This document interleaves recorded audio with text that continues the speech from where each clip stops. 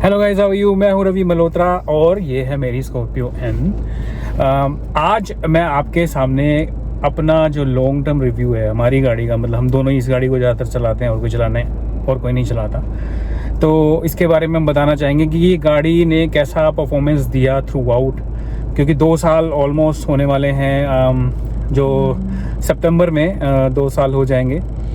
और गाड़ी की हमारी जो सर्विसेज हैं, वो जितनी भी फ्री सर्विसेज थी वो सारी हो चुकी हैं और इसके अंदर काफ़ी सारे रिकॉल्स भी आए थे, उसके बारे में भी हम डिस्कस कर लेते हैं। बाकी गाड़ी के अंदर क्या मतलब चेंजेस आए हैं 2 साल के अंदर, और जो हमने एक्सेसरीज़ लगाई थी वो कितनी कामयाब हैं। बाकी कुछ एक प्रोटेक्शन पीछे गार्ड लगाया था और इधर एक आगे गाड़ी के पास क्या बोलते हैं, वो जो ओपन करो, कौन सी लाइट्स होती हैं वो पता नहीं है, आपको बताएंगे, पता करके याद करके, नाम याद नहीं आ रहा। तो दोनों तरफ जो जैसे हम अपना डोर खोलते हैं ना, तो नीचे लाइट जलती है, इस पर स्कॉर्पियो लिखा हुआ है। पडल लैंप्स बोलते हैं शायद इसको, शायद आई डोंट रिमेंबर। और कितने कितने हमने पैसे खर्चे सर्विसेज में, और क्या क्या दिक्कतें हमको आ रही थी, कैसा सर्विस सेंटर का एक्सपीरियंस रहा हमारा, उसके बारे में हम आपको बताने जा रहे हैं। तो जुड़े रहिएगा, एंड तक इस वीडियो को देखना है। सितंबर में 2 साल पूरे हो जाएंगे, ठीक है। तो उसके बारे में हम स्टार्ट करते हैं शुरू से, कि जब हमने गाड़ी खरीदी थी उसके बाद से लेके अब तक हमारा एक्सपीरियंस कैसा रहा है गाड़ी के बारे में। और ये रिव्यू बनाना इसलिए भी ज़रूरी था क्योंकि स्कॉर्पियो एन जो है ना, अभी भी हॉट सेलिंग कार है। अभी भी इसको बहुत लोग इसकी बुकिंग करवा रहे हैं और लोगों की अभी भी ये one of the favourites car है SUVs में से। हाँ, गाड़ी चलाने में बहुत अच्छी है। 2 साल तकरीबन होने लग गए हैं और लोकल ज़्यादातर इस गाड़ी को मैं ही चलाती हूँ। कुछ चीज़ें हैं जैसे कि मुझे जो ये इसका इंफोटेनमेंट सिस्टम है वो मुझे बहुत बॉदर करता है, क्योंकि मोस्ट ऑफ द टाइम्स वो हैंग ही रहता है। और इस पे 2 बारी रिकॉल आ चुका है और दोनों बारी हम रिकॉल जब भी आया था रवि लेकर गए थे गाड़ी को, लेकिन उसके बावजूद भी जो इंफोटेनमेंट सिस्टम है वो हैंग ही रहता है इसका मोस्ट ऑफ द टाइम्स। अब तो एप्पल कार प्ले भी जो है उसका वो कनेक्ट नहीं हो रहा, पता नहीं क्या इशू है। पिछले 10-15 दिन से ये प्रॉब्लम आ रही है। और उससे एप्पल कार प्ले कनेक्ट होने से पहले क्या प्रॉब्लम थी, तब एप्पल कार प्ले कनेक्ट हो रहा था, जब 15 दिन पहले की बात बता रही हूँ। 2 महीने से एलेक्सा तो चल ही नहीं रही थी, उसको कितना भी बुला लो वो नहीं आएगी। तो ये इंफोटेनमेंट सिस्टम में इसके इशू है।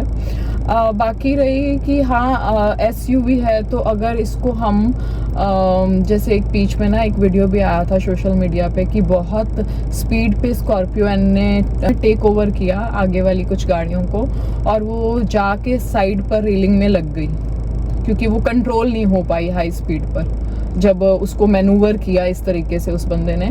लेकिन मैंने क्या फील किया है, जब 30 की स्पीड पर भी हो ना, आप लोकल चल रहे हो, तीसरे गियर पे चल रहे हो, और आपको बाय चांस किसी दूसरे की गलती की वजह से, वैसे तो मैं ऐसे कटवट तो नहीं मारती हूँ, ऐसे मैं नहीं ड्राइव करती हूँ, हमेशा मैं सेफ ड्राइव करती हूँ, लेकिन दूसरे की, अभी रिसेंट ही मेरे साथ ऐसा हुआ।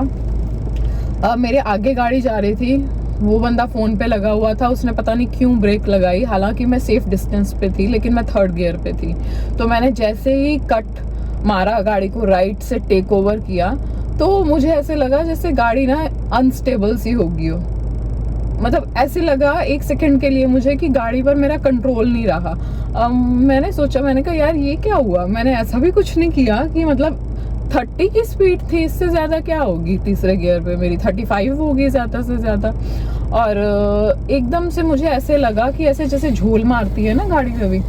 ये परसों ही हुआ है ये इंसिडेंट, मैंने आपको बताया नहीं शायद। घर आके मैं बच्चों को स्कूल छोड़ने गई थी 2-3 दिन पहले, वापस आ रही थी मैं, तो मेरे साथ ये हुआ। मेरे आगे एक गाड़ी जा रही थी, उसने ब्रेक लगाई, मुझे कट मारना पड़ा और गाड़ी एकदम से अनस्टेबल होगी। मतलब हाई स्पीड तो छोड़ दो, मतलब एक नॉर्मल जो स्पीड होती है सिटी में, उस पे भी आप इस गाड़ी को एकदम से कट नहीं मार सकते। वेयर एज मुझे लगता है हैचबैक मैंने चलाई है, सेडान्स चलाई हैं, उसमें ये प्रॉब्लम नहीं आती।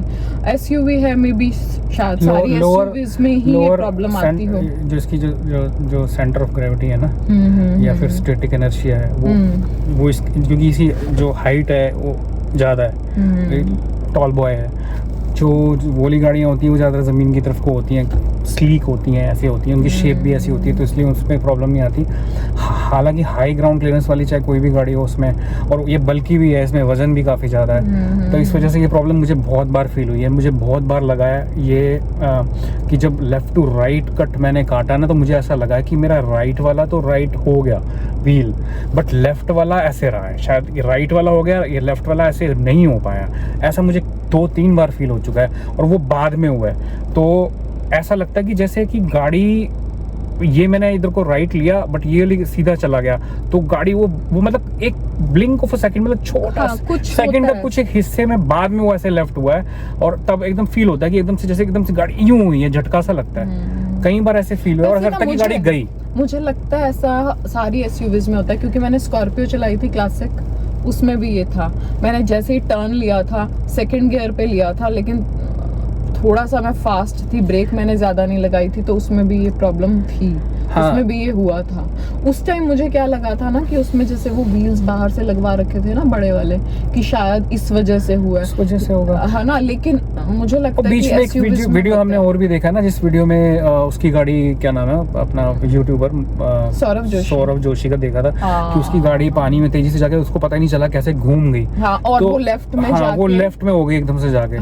तो फॉर्च्यूनर के साथ भी ये प्रॉब्लम है, इशू है, मतलब वो शायद इसलिए कि स्टैटिक इनर्शिया, और वही बोलते हैं ना, सेंटर ऑफ ग्रेविटी ज्यादा है, हाई ग्राउंड क्लियरेंस है, टॉल बॉयज हैं, तो इस वजह से इसको थोड़ा कंट्रोल करना स्पीड में ना, हाई स्पीड्स में थोड़ा मुश्किल हो जाता है। और मेरे को सबसे ज्यादा फील कब हुआ था, जब हम लद्दाख में गए थे ना लिप्सा, तो रोड जैसे ये वाली रोड है, इसमें रोडी सी है, तो हम जैसे ही, मतलब इतनी स्पीड नहीं थी, 50-60 की स्पीड थी, लेकिन गाड़ी एकदम से ऐसे रपटने लग गई थी कि ऐसे लगा था कि बस अभी ऐसे पलट जाएगी।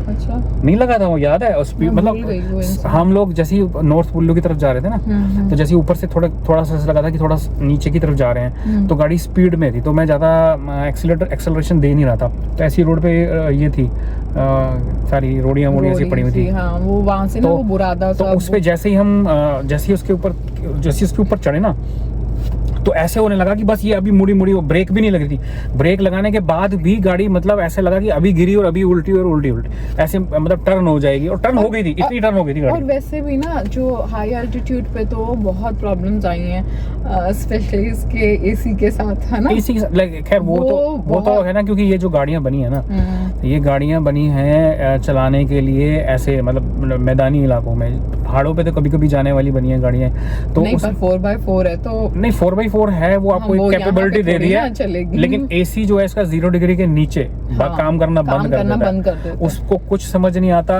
कि वो कूल करे या हीट करे, वो कुछ अजीब सा ही कुछ करने लग जाता है, सारा फॉग जम जाता है। फॉग को आप कम करें कैसे, आपको शीशा खोलना ही पड़ता है, जब शीशा खोलते तो सारा पॉल्यूशन, तो वो धुआं सारा गाड़ी के अंदर आने लग जाता है ना, वो हर वक्त निकलता रहता है। एक बार ही नहीं हुआ, बहुत बार ही हुआ, जब हम काजा गए थे तब भी हुआ था ना, तो ये ठंडा कर रही थी गाड़ी ना गर्म कर रही थी, और पूरा चारों तरफ फॉग ही फॉग, और फिर हमें मतलब विंडोज थोड़ी डाउन करके हमने वो सिचुएशन को संभाला। बड़ा अजीब सा बिहेव करती है। दूसरा, इसका जो टेम्परेचर बताने वाला वो सिस्टम है, वो गलत ही बताता है। -10 है ना, तो ये 0 दिखाएगा, तो ये 0 से नीचे नहीं जाता ना इसका, वो 0 से नीचे जाता ही नहीं, माइनस में थोड़ा जाएगा, वो 0 से नीचे नहीं जाता ही नहीं ना, वो 0 पे अटका रहेगा। बाहर -10 हो, -20 हो, -20, लेकिन एक अच्छी बात है, शायद ये उस वक्त नहीं थी गाड़ी जब हम काजा की तरफ गए थे, तो ज़्यादा इसने टाइम नहीं लिया, स्टार्ट हो गई थी। कुछ इसके अंदर हमको एंटी फ्रीज जो ऑयल वगैरह में डालते हैं, वो डालने की जरूरत नहीं पड़ी। हमने एक बारी में स्टार्ट हुई थी, एक बारी में स्टार्ट हो गई थी, बट थोड़ा मतलब 5-7 सेकंड तक टंग टंग टंग टंग टंग टंग टंग करती रही और स्टार्ट हो गई थी। और सरचू में जबकि जितनी भी गाड़ियां आसपास पार्क थी, सारी की सारी स्ट्रगल कर रही थी स्टार्ट होने में। सबने अपने बोनट खोले हुए थे, गर्म पानी डाल रहे थे, ठीक है। हम लोगों को जरूरत नहीं पड़ी, हमने बस सिंपल एक पुश में स्टार्ट होगी। एक अच्छी बात है कि इसका एसी स्ट्रॉन्ग है, तो मतलब मुश्किल से 2 से 3 मिनट के अंदर आपको थोड़ा सा पूरी गाड़ी चिल्ड हो जाती है, हाँ। ठीक सा फील होने लग जाता है। और ये जो पीछे वाला जो ब्लोअर है ना, इसकी बहुत तेज वो है। अगर मैं आपको थ्रो बहुत अच्छा, अगर आपको पीछे वो जो सबसे पीछे वाली सीट्स में ना, अगर आपको वो फ्लैग दिख रहे हैं ना, जो मोनेस्ट्री वाले फ्लैग्स हैं, अगर आपको पीछे दिख रहे हैं वो, तो अभी मैं आपको चला के दिखाता हूँ, देखना कितनी स्पीड है इसकी। वो हिलने लग जाएंगे। वो उतरा हुआ है। हाँ हिलने लग गया, देखो देखो हिलने लग गए, देख रहे हो कितनी स्पीड है। तो अगर आप इसको पीछे बंदे बैठे हैं ना और पीछे अगर ब्लोअर नहीं भी है तो बहुत इसका फ्लो अच्छा है, इसका भी फ्लो बहुत अच्छा है, आगे वालों का भी।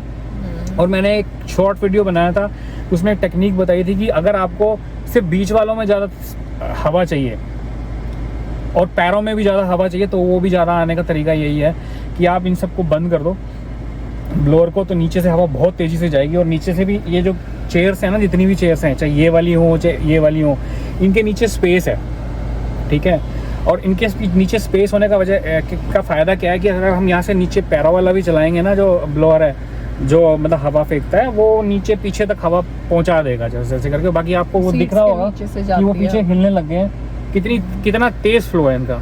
बाकी गाड़ी के पीछे वाले बैठने वाले पैसेंजर जो बिल्कुल थर्ड रो में बैठेगा, उसको एक चीज़ का वो रहेगा कि कभी भी बीच में कोई हम्प आ जाए या कोई स्पीड ब्रेकर आ जाए और आपकी गाड़ी थोड़ी तेज़ी में है तो उसका सर टकराएगा ज़रूर, क्योंकि एक बारी मेरी बेटी का हो चुका है। एक नहीं 2 बार उसका सर ऐसे ही लग चुका है। और क्योंकि वो थोड़ा सा ज़्यादा सा हम्प था, वो एकदम से पता नहीं चलता ना, ब्लैक रोड पे उसको पेंट तो किया नहीं हुआ वाइट, तो ऐसा लगता है कि रोड ही है, बारिश का पानी है। गाड़ी भी दूसरे गियर पे थी, मतलब जब हम एकदम टर्न लेते हैं नेचुरली हम स्पीड स्लो करते हैं। हाँ। उसके बावजूद भी ना पीछे जो सीट्स पे बच्चे बैठे हैं, तो वैसे ज्यादातर पीछे कोई बैठता नहीं हमारे, लेकिन उस दिन साथ में मम्मी पापा भी थे तो मेरी बेटी पीछे बैठी।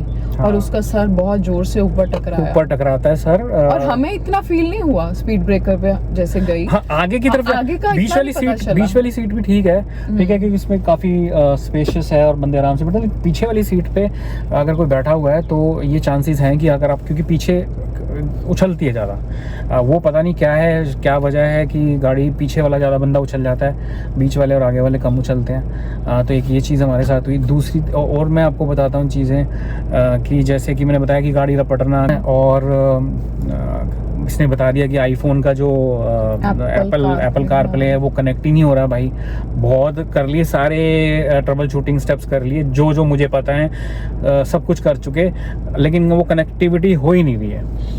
और बाकी ऐसा कुछ नहीं है कि हम जब गाड़ी लेने लगे थे तो लोग बोलते हैं महिंद्रा की गाड़ी ऐसा है, ये है, वो है, ये प्रॉब्लम आती है, वो प्रॉब्लम आती है।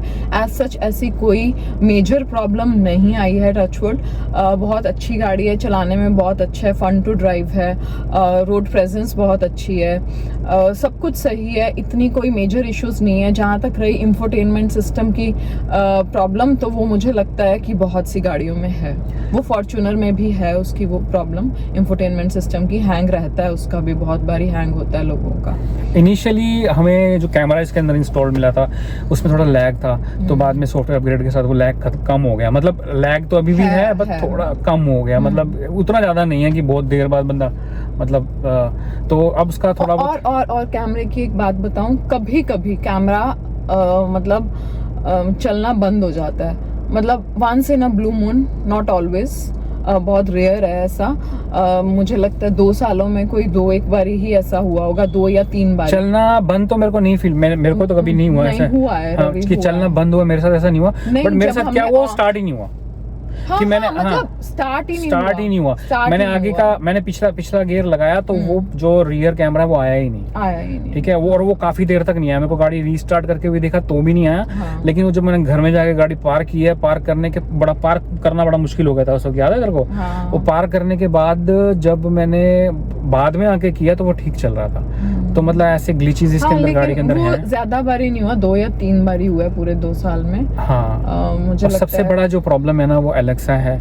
और सबसे बड़ी प्रॉब्लम ये जो, अगर एलेक्सा नहीं थी तो हम सोचते थे कि भैया वो चलेगा, एप्पल कारप्ले, वो भी नहीं चल रहा था। वो भी बहुत बड़ी समस्या है कि नहीं चल रहा तो भाई आपको एंटरटेनमेंट के क्या आपको सिर्फ FM ही सुनना पड़ेगा, और बाकी हम और कोई चीज़ तो ट्राई करते नहीं है। बाकी एक चीज़ मैं और कहूँगी कि गाड़ी ना, इसका जो सिटिंग पोस्चर है इसमें गाड़ी बहुत कंफर्टेबल है। मतलब आप कितने भी घंटे ड्राइव कर लो, हमने 17-18 घंटे भी ड्राइव किया है कंटिन्यूसली गाड़ी में, बीच में जो आधे 1 घंटे का खाने के लिए ब्रेक लिया, मतलब तब भी ना आपको थकावट महसूस नहीं होगी। हाँ, वो अलग चीज है, आपको नींद आने लग गई है ना, you start feeling drowsy, that is a different case. लेकिन आपको ऐसा नहीं कि कमर दर्द हो गई बैठे बैठे, है ना, टांगों में दर्द हो गया। क्योंकि आप अपनी बॉडी को मतलब बहुत, क्योंकि स्पेशियस है, देखो आप मतलब आराम से थाई सपोर्ट बहुत स्ट्रेच कर सकते हो, थाई सपोर्ट अच्छी है, मेरे लिए तो बहुत भी स्ट्रेच कर सकते हो, ठीक है। और ऐसे भी स्पेस ज्यादा है, ठीक है, ऐसे स्पेस ज्यादा है, ऐसे स्पेस ज्यादा है, गाड़ी स्पेशियस है फुल। और इसमें जो सिटिंग ब्लॉन एसयूवी है। और देखो जितनी भी गाड़ियां थी, है ना, हम गए हैं लॉन्ग ड्राइव पे, हमेशा मेरे तो मतलब बैठे बैठे तो ड्राइवर पॉइंट ऑफ व्यू या फिर नेविगेटर सीट बोलते हैं जो भी है, बट मेरे लिए कंडक्टर सीट ही है तो ड्राइवर पॉइंट ऑफ व्यू और जो कंडक्टर पॉइंट ऑफ व्यू है उससे तो बहुत अच्छा है। पीछे जो गैप है ना वो कुछ ज़्यादा ही है पिछली सीट और अगली सीटों में। तो पीछे पापा ने जब ट्रैवल किया था, काजा गए थे, तो बहुत लॉन्ग ट्रैवल हो गया था उनके लिए। तो उन्होंने बाद में जो फीडबैक दिया इसके बारे में वो यही दिया था कि आगे बैठे हुए लोगों के लिए तो चलो कोई प्रॉब्लम नहीं है कि जो कंडक्टर है वो उधर से पकड़ लेगा, पकड़ने की जगह बना रखी है, और जो ड्राइवर है उसके हर वक्त हाथ में स्टीयरिंग है या फिर पकड़ने की जगह, तो उसको इतना फील नहीं होता, और चलाने में उसको ध्यान कंसंट्रेशन कहीं और होता तो पता नहीं चलता। बाकी साइडवेज मूवमेंट इस गाड़ी में है वो तो और है। वो बहुत ज़्यादा है, ठीक है। अगर आप के साथ बुजुर्ग ट्रैवल कर रहे हैं और वो साइडवेज जो मूवमेंट है ना वो आपको बहुत ज्यादा ट्रबलसम लग सकती है। ये ज्यादा होता है ऐसे ऐसे करके, स्पेशली पहाड़ों पर, क्योंकि वो ऐसे ऐसे ऐसे ऐसे तो मैनूवर होती रहती है तो गाड़ी।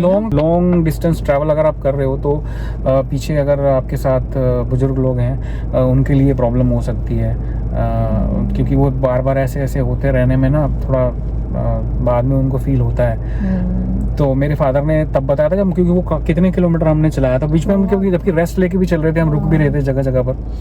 तो ठीक है, ये तो आपको हमने बताया कि गाड़ी के जो नेगेटिव्स लेने के बाद से तो कई सारे इश्यूज इसमें थे ही, कि पिछली सीट टम्बल डाउन नहीं होती थी, फिर इसके जो अगले व्हील्स थे उसके अंदर आवाज़ आती थी, है ना, चनक की आवाज़ आती थी, उसके ऊपर हमने वीडियो बनाया। और बाद में क्या हुआ, जब हम लद्दाख के टूर से वापस आए तो उससे पहले सर्विस कराई थी, तो व्हील रोटेशन करवाया था, तो व्हील रोटेशन कराने के बाद वहाँ से वापस आने के बाद वो आवाज़ आनी बंद हो गई।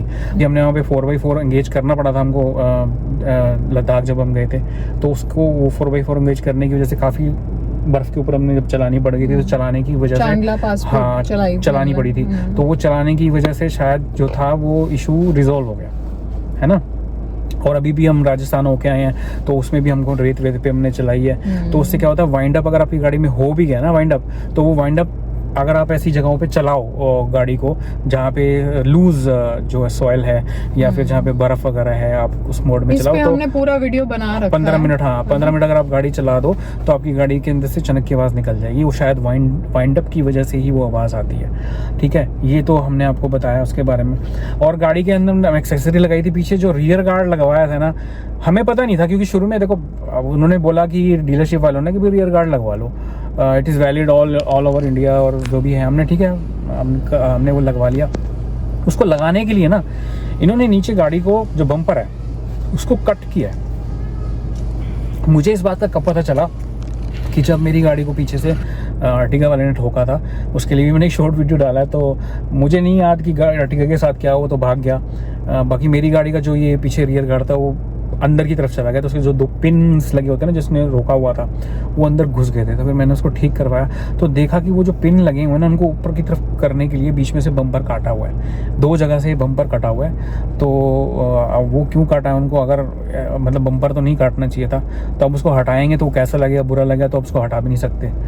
तो ये एक चीज़ है, बट वो सेफ्टी पॉइंट ऑफ व्यू से सही है। जैसे अर्टिगा वाले ने पीछे से इतनी जोर से ठोका था ना, अगर वो बम्पर ना लगा, वो गार्ड ना लगा होता ना, तो शायद नुकसान हो जाता। वो ना डीएफ के लिए वो लगा हुआ कंटेनर था पीछे गाड़ी में लेफ्ट साइड में, तो उस अगर वो फट जाता, मतलब उनकी प्रोटेक्शन के लिए ही मैंने लगाया था, जो गार्ड लगाया था, तो मुझे लगता है उसको उसने प्रोटेक्ट किया।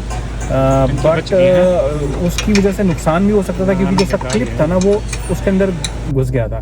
तो एक अच्छी बात है कि जो वो कंटेनर है ना वो प्लास्टिक का ही है, मैंने सोचा कोई टिन टून का होता तो वो फट जाता, तो वहाँ पे जो क्लिप है ना वो अंदर घुसा थोड़ा सा, तो वो प्लास्टिक अंदर की तरफ दब गया।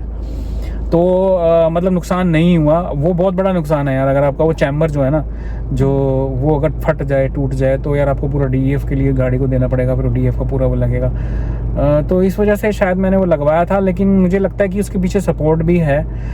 बम्पर में ऑलरेडी गाड़ी के नीचे सपोर्ट दे रखी है, 2 ऐसे रोड्स लगी हुई हैं, एक रोड ऐसे जा रखी है, एक रोड ऐसे जा रखी है। वो दोनों रोड्स ने उसको बम्पर को ऐसे रोका हुआ है। तो मुझे नहीं लगता कि गार्ड लगाने की ज़रूरत है, क्योंकि जो अल्टीमेटली जो वो टकराई हुई ना, क्या नाम है, अर्टिगा ने जो टक्कर मारी, तो वो लेफ्ट साइड से जो उसका गार्ड है वो दब के उसी पे लगा जाके, क्या नाम है, बम्पर पे। और बम्पर ने उसको फिर रोका, सपोर्ट किया। शायद ये कि इनिशियल जो उसकी वो थी उसको उसने एब्जॉर्ब कर लिया, एब्जॉर्ब कर लिया, लेकिन वो थोड़ा बहुत उसके अंदर भी चला गया था। फिर शुक्र है वो फटा नहीं।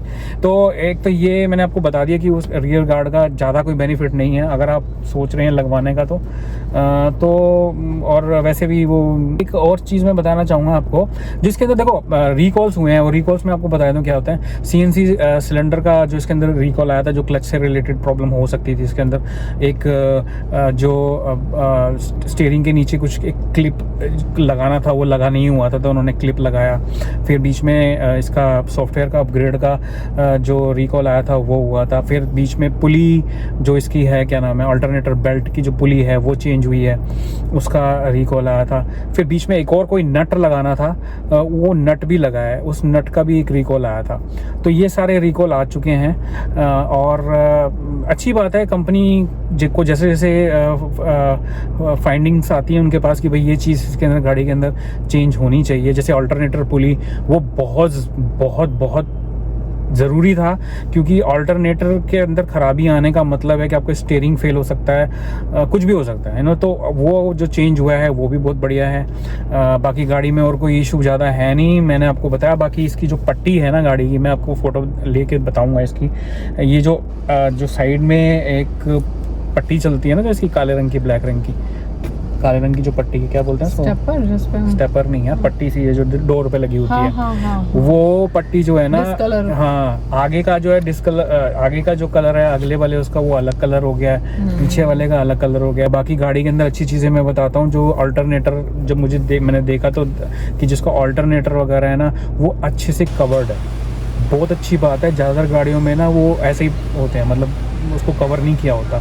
तो क्या होता है, बारिश में जब उसमें पानी पड़ता है ना, जो बेल्ट के साथ पानी मिक्स होके जो उसके में, तो वो आवाज़ करने लगा, ची ची ची ची की आवाज़ आने। कई गाड़ियों में हमने देखा हुआ, जब वो पानी में से निकलती हैं तो ची ची ची की आवाज़ आने लग जाती है। इसमें नहीं आएगी। बाकी क्योंकि वो ऊपर की तरफ है और उसको प्लास्टिक से ना पूरा कवर कर रखा है। मैं की क्लिप लगा दूंगा, मेरे पास क्लिप पड़ी हुई है उसकी, और जो डिस्कलरेशन की है मैं वो भी क्लिप लगा दूंगा, और गाड़ी मेरी कहाँ से ठुकी थी वो भी मैं आपको बता दूंगा। बाकी और तो इसमें कोई भी वियर एंड टियर मतलब नहीं लगता। और गाड़ी की सर्विस से रिलेटेड मैं आपको बताता हूँ कि मुझे तो ऐसा लगता है कि मैं जब जाता हूँ सर्विस के लिए तो मुझे तो बहुत अच्छे से अटेंशन मिलती है, और मेरी गाड़ी को अच्छे से ट्रीट किया जाता है। गाड़ी को अच्छे से, मतलब जितना मर्जी वहाँ पे देर खड़े रहो, और खड़े भी होने दिया जाता है गाड़ी के साथ में, और गाड़ी की सारी चीज़ें अच्छे से की जाती हैं। तो जो सर्विस लेवल है वो काफ़ी अच्छा हो गया है। आपको सुना जाता है, आपकी सपोर्ट की जाती है, आपको बार निरंतर कॉल किया जाता है और फॉलोअप्स किए जाते हैं। उसके बाद इसमें आपको रिव्यू भी देते हैं आप इसके लिए। तो मुझे तो ऑल इन ऑल मेरे तो सारे खाने टिक हैं गाड़ी से रिलेटेड। बाकी छोटे मोटे जो ग्लिचेस हैं मुझे लगता है कि और गाड़ियों में भी होंगे या होते होंगे, तो उसको अगर देखा जाए तो गाड़ी all in all it's a wonderful car. और गाड़ी मेरी तीनों सर्विस हो चुकी हैं। अब जो अगली सर्विस होगी वो पेड सर्विस होने वाली है।